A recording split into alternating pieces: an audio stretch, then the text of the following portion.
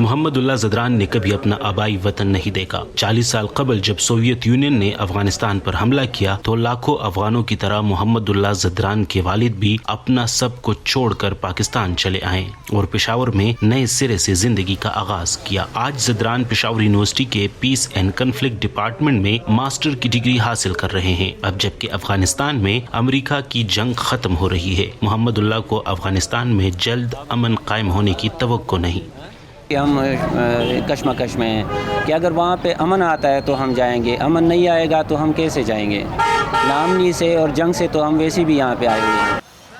अक़वाम मुत्तहिदा के इदारे बराए मुहाजिरीन के मुताबिक पाकिस्तान में इस वक्त 14 लाख रजिस्टर्ड अफगान मुहाजिरीन मौजूद है जो अपने मुल्क में अमन की बहाली का इंतजार कर रहे हैं। कांदी साफी भी पेशावर में गुज़िश्ता 22 साल से मुकीम है। वो कहती है कि माजी में भी अफगानिस्तान के मुख्तलिफ हलकों के दरमियान मुआहिदे देर पा साबित नहीं हुए और इसीलिए वो अपने आबाई वतन जाने के लिए फिलहाल तैयार नहीं।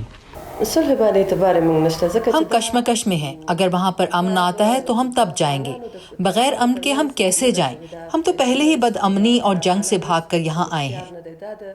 मोहम्मदुल्लाह ज़दरान के भाई पेशावर में कॉस्मेटिक की दुकान चलाते हैं। पाकिस्तान में पैदा होने वाले बहुत से नौजवान अफगान मुहाजिरीन की तरह इन्हें भी अफगानिस्तान में एक नई जिंदगी शुरू करना मुश्किल लगता है। उनके लिए पाकिस्तान ही उनका घर है।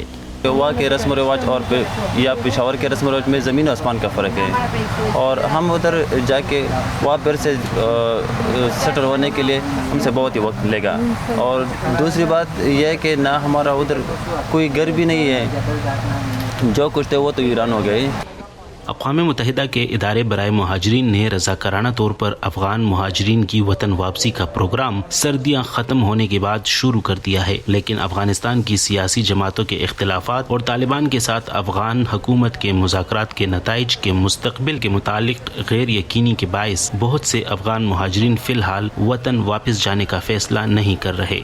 Umar Farooq, Voice of America, Peshawar.